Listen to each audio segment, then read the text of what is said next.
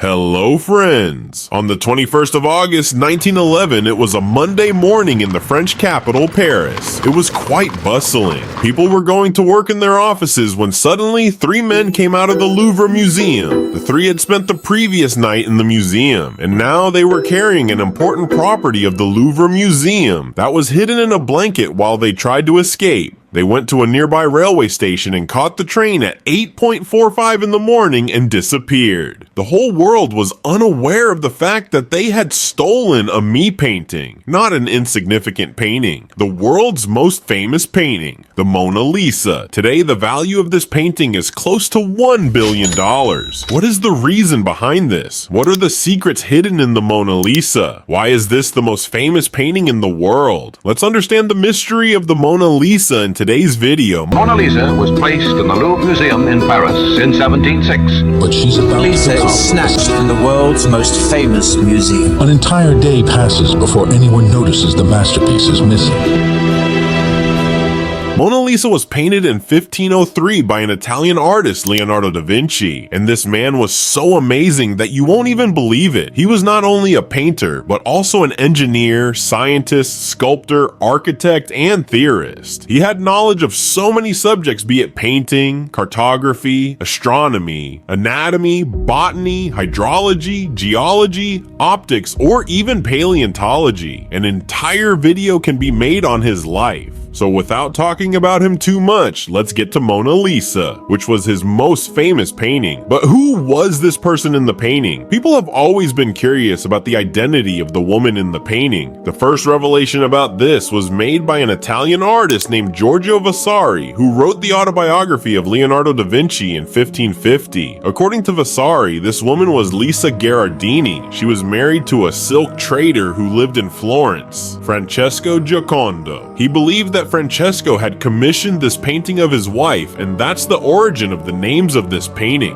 The first name that we all know, Mona Lisa, derived from Madonna Lisa. Traditionally in Italian, the word Madonna was used to mean Madame, so Mona Lisa means Madame Lisa or Lady Lisa. And then comes Mona Lisa's other name, which is La Gioconda. After her marriage, Lisa Gherardini became Lisa Giocondo. Interestingly, in Italian, Giocondo means light-hearted or cheerful, meaning bright and joyful. And today, Mona Lisa is very famous for her smile, so that's where it got its name, La Giocondo. Now, the interesting thing is that in 1550, despite this revelation, people were not ready to believe that Vasari's narrative was correct. Many theories started to emerge about this woman being someone else. Some people said that she was Leonardo da Vinci's mother. Some said that this was a painting of a queen from the Italian aristocracy. The most interesting theory was that in this painting, Da Vinci painted himself. That this painting is not of a woman, but in fact, a self-portrait of Da Vinci, where he imagined how he would have looked had he been a woman. This theory was promoted by artist Lillian Schwartz in an article in 1987. She used digital tools to try to show similarities between Leonardo da Vinci's face and Mona Lisa's image. With this logic, any two faces can be seen as similar by placing them on top of each other. But today, we can say with a lot of certainty that the woman painted here is indeed Lisa Giocondo. When the Mona Lisa was painted, Lisa was 24 years old, and that there might have been 2 reasons for painting this. The first reason is that in 1503, when Francesco and Lisa bought their home, or the second reason is that in December 1502, when their second son was born. The second reason seems more probable because 3 years before this, in 1499, Lisa lost her daughter. If you look at this painting closely, you will see a veil over Lisa's hair. Many people call it a mourning veil. It is a veil that is worn when someone in the family has passed away. Now, one question arises here. If Da Vinci was Italian, Mona Lisa was Italian, then why is this painting in France today? Well, the thing about this is that in the year 1516, the King of France, King Francis I,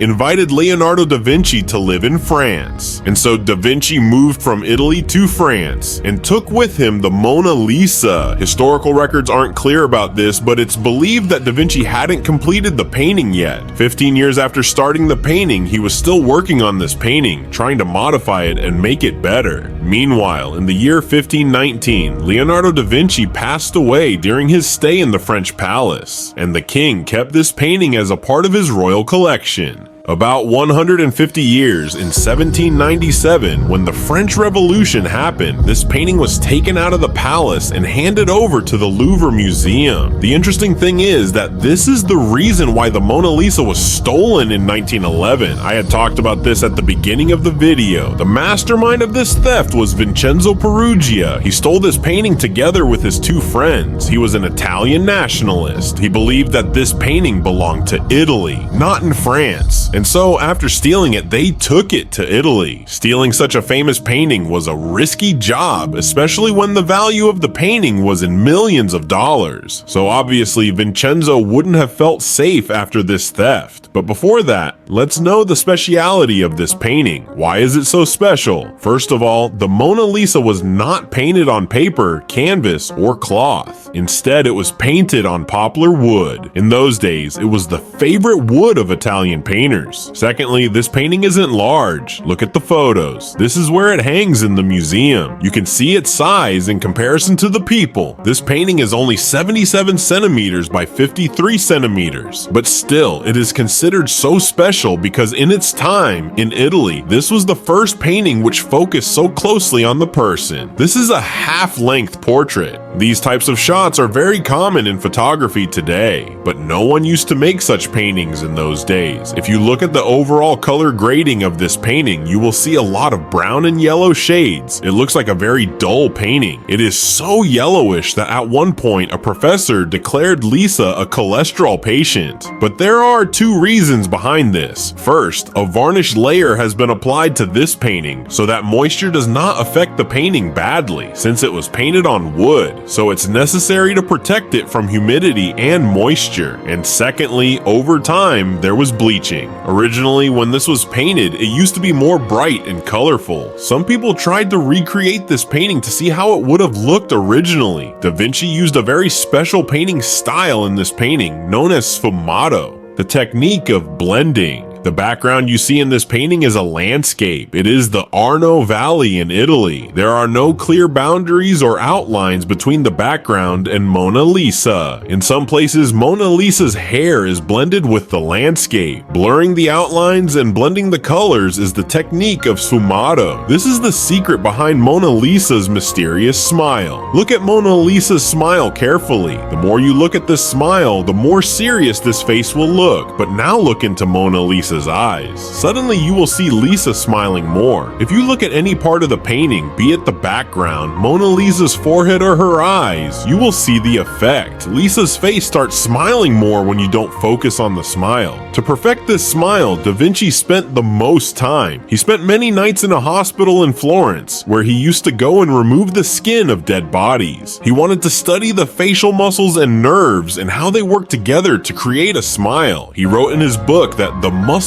which move the lips are more numerous in man than in any other animal. It was very difficult for him to dissect the muscles of the lips because the muscles here are tiny and numerous. During this experiment, Da Vinci studied horses as well. He compared human expressions to that of horses. In the notes he wrote, "Notice whether the muscle that raises the nostrils of the horse is the same as that which lies here in man." Hardly throughout history, any other artist has dissected the faces of a horse and a human and done these experiments. His obsession with Mona Lisa's smile didn't end here. After this, he did research on optics as well. He found that the light rays don't merge together into a single point on our eyes. Rather, they spread out over the entire retina. The center of the retina, known as the fovea, helps us see the finest details. On the other hand, the rest of the retina picks up shadows and black and white imagery history more. Using this knowledge, he focused on the shadows in such a way that even when you see the Mona Lisa in your peripheral vision, as in if you are looking this way and Mona Lisa is on the other side, even if you are not paying attention to Mona Lisa, the effect of her smile is still there. When you look at her smile closely, you will see that its central line is a flat line, is why when you look at her smile, it looks like she is not smiling at all. But on the other hand, the shadows created using the sfumato technique have such an effect that when you look elsewhere, your peripheral vision sees that smile and its shadows are reflected, and then you feel that Lisa is smiling. Coming back to the theft of the Mona Lisa, it was found that the mastermind of this theft, Vincenzo Peruggia, was an employee in the Louvre Museum. One day, he hid in some corner in the museum and spent the night there, after which, the next morning, he walked out with the painting. He believed that since Leonardo da Vinci was an Italian, this painting should be in an Italian museum. When the news of the theft spread, it made headlines all over the world. Scores of detectives were put to work to look for the thief, but no one could find him. For 2 years, Peruggia hid this painting at his home. He wondered what he could do with it. The whole world was looking for it. Finally, he became impatient and tried to sell the painting. He tried to sell this painting to an art dealer in Florence, to Giovanni Poggi. Giovanni became suspicious and saw the stamp on the painting to confirm that it was the stolen painting. He was being sold the most wanted item in the world. Because of this, Vincenzo was caught and was sentenced to 6 months imprisonment. The painting was sent back to the Louvre Museum and was hung up on the 4th of January 1914. Today, this painting is displayed there, behind bulletproof glass in strict climate-controlled conditions where humidity is maintained at 50% plus. 10% temperature is strictly maintained at 18 degrees Celsius to 21 degrees Celsius. Perhaps the most interesting part in this story is that only after this theft did Mona Lisa's popularity start increasing, and it became the world's one famous painting. That's right, before the theft, the Mona Lisa was not very famous. People who were interested in art knew about the Mona Lisa, but the common folks did not know about the Mona Lisa. So if you go to the Louvre Museum and see the painting of the Mona Lisa and you see a crowd of people around it, then you can blame Vincenzo for this popularity. If you enjoyed the video, please like and subscribe. Thanks for watching.